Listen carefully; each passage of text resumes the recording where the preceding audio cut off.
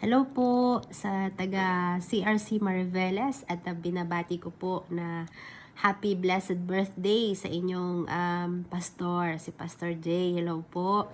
Ayan, and I'm so blessed po sa buhay ninyo po, and isa ako sa mga witnesses kung paano po kayo nagsimula, ano po, and paano kayo nag-respond doon sa calling ninyo sa Panginoon. And I'm so blessed about sa journey mo, no, sa paglakad mo sa Christian walk mo hanggang sa pag-respond nyo po sa inyong calling.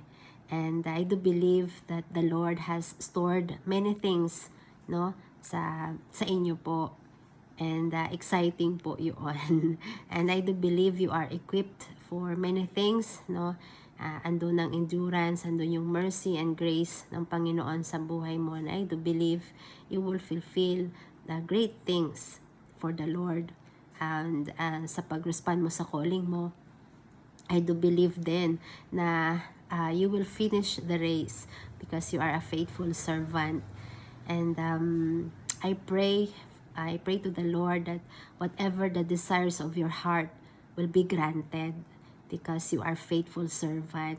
Kaya po, Pastor, patuloy niyo lang po ang paglilingkod sa Panginoon. And alam ko maraming mga generations na makakakilala sa Panginoon. And through your calling, no po, nagkaroon ng spiritual family ang mga taga dyan sa CRC Mariveles. And dahil sa pagtugon ninyo po sa calling nyo po, ay marami pong nasalbang mga kaluluwa, no po. Kaya po, blessed na blessed po ako sa inyong buhay, sa inyong dalawa ni Ma'am Shi, Pastora Roxanne.